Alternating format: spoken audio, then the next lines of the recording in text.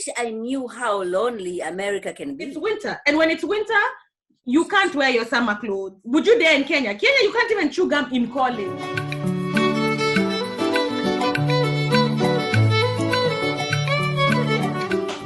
Hi, everybody. Welcome back to the More Afro Mama. So, first of all, I hope you have subscribed. I hope you Yes. our video. We would love to hear any opinions you have. Leave us a comment down below.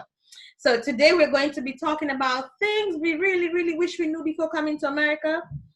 Maybe we'll help a sister out, help a brother out, help somebody who's considering coming out here. Okay? Sarah, what's one of the things you wish you knew before you came? I wish I knew how lonely America can be. I think loneliness for me hit because one thing my parents have always done and appreciate is our birthdays, if nothing else. Your birthday was always your day. It didn't matter how much money there was, like you were made to feel so special. I came in August and I remember those Thanksgiving and I was like, okay, where is everybody? But Thanksgiving is also my birthday. Yes. Around the same week. Yeah. So on my birthday, I was just sitting in this dorm room. International students, everybody had gone home to be with their families. We were maybe 3 or 4 Africans in different dorms, and we're just like looking at each other. And it's like, wow, like that's the first time it hit me. Like, damn, I'm alone.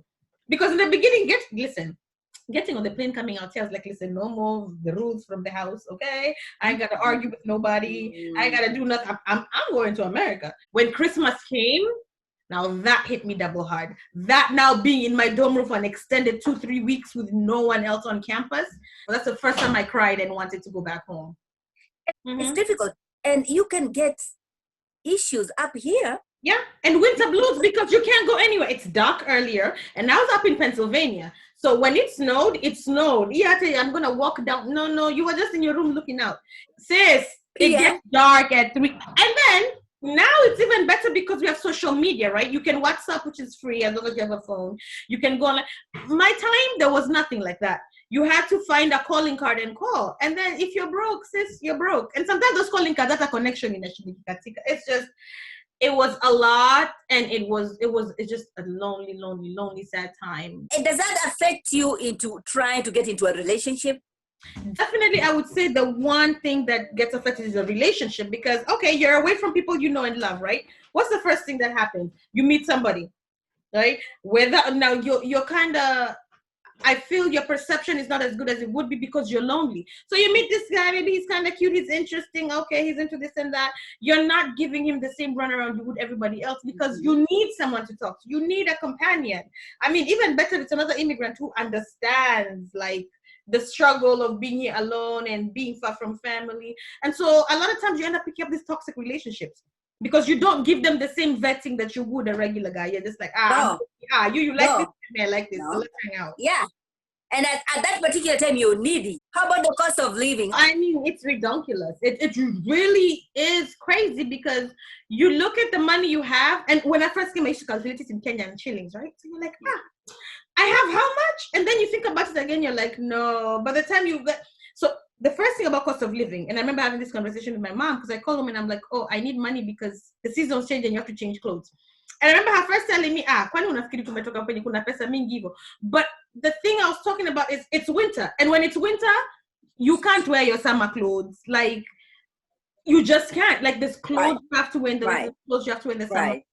That's the first thing that hit me is there's things like jeans which are universal, but if there's no jeans in the winter, you have to wear something else inside. So that's something you have to plan for, you have to be ready for. You can't just wing it. At home, you could wing it with 2 pairs of jeans for a year. You know? The jeans you're gonna wear this winter, you cannot wear them next winter. Yeah, please, yes, of course. A lot of times you cannot. One, okay, first of all, if fluctuation, yeah, wait, better to get used to it because it's a thing. Pick up all the fluctuate in the winter because you're just sitting inside. You can't go anywhere. You can't do anything. So if you're not rich enough to live where there's a gym, or you're not motivated enough to sit in your house and just make all these exercises happen, or God forbid you're working 2-3 jobs and don't have the time. It's a chore. It's a chore. If you're into fashion, then definitely the jeans you wear this season are not in next season. So it's up to you. And now in security too, this is where you have to be stable and you need to be, I guess, solid in who you are, period. Because fashion always goes around and comes around, right? So are you going to be wearing Kenya in a Bambasai, or are you going to wear what you can afford and live within your means? It's up to you. It's really up to you. But the cost Right. of living is crazy. It's different. The food is more expensive. It's more expensive to buy and cook food than to buy your McDonald's every day. Right. Okay.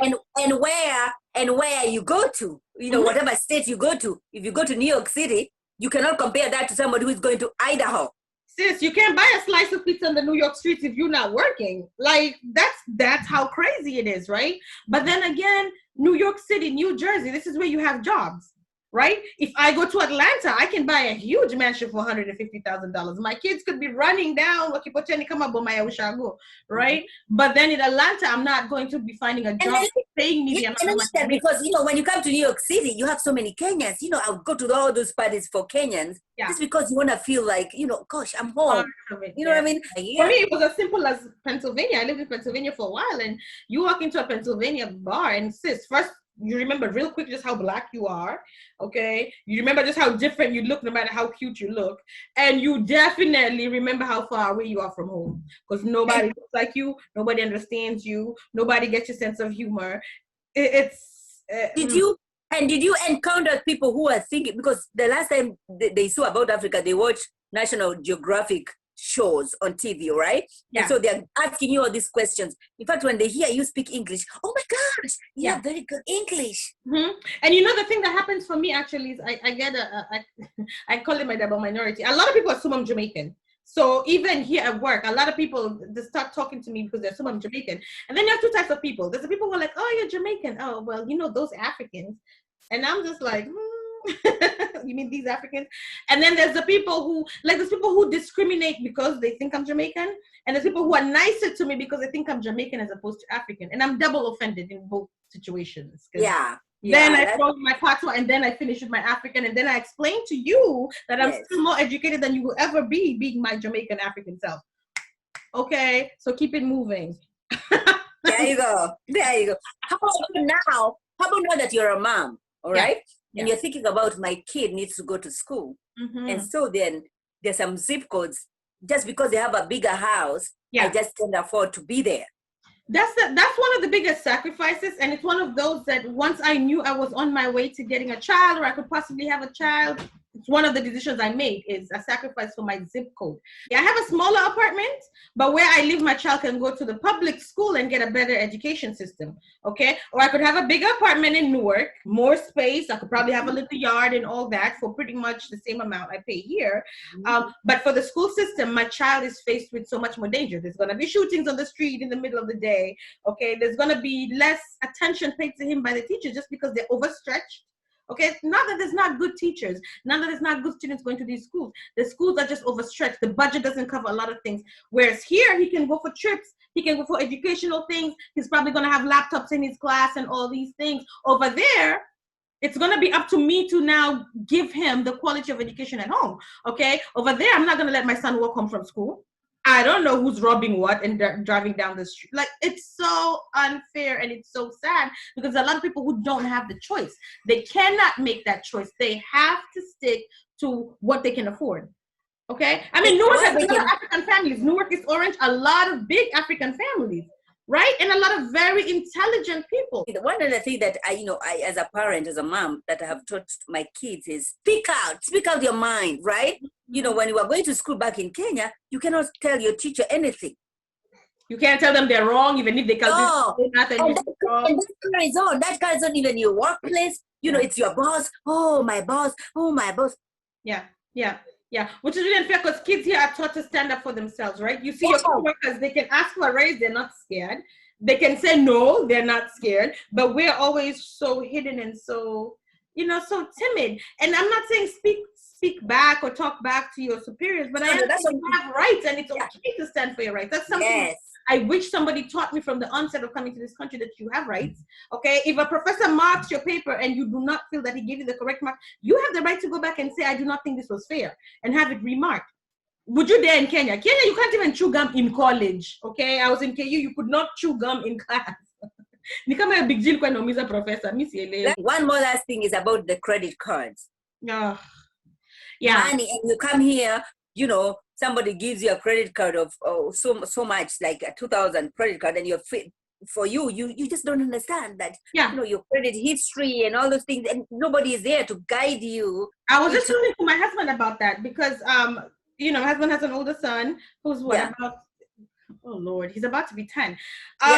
But we were discussing that because I would love my son to know about credit early in life. I would love for him to know the importance of saving, the importance of his balance, because that's the system he lives in. If he's ever going to buy a house, a car, then he needs to know these things from his youth.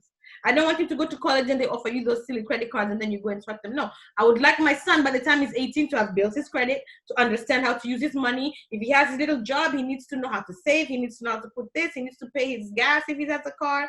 No, those are lessons I wish we had younger, although our system is different, but I would definitely impart on my son as young as possible. Let him learn the value of his money. Let's be more open in diaspora. I feel like people love to show you their big house, but they don't explain to you how long it took them to get there. They show you their big car, they don't explain to you how many shifts and doubles and whatever they work to get there. So people assume when they come in, they'll automatically get these things. No, it's hard work. Even here, whether you marry a white man, a black man, or a pink man, you're still going to have to do the work. You're still going to have to build your credit. You're still going to have to go through school, get those certificates, and get a good job. Don't let anybody lie to you that stepping into America changes life. The struggle is real. It's a struggle. It is real. Listen, leave us comments down below and let us know about your experience. Let us know anything else you would like to hear about. Thank you so much for always watching the More Afro Mamas, and we'll see you next time. Bye.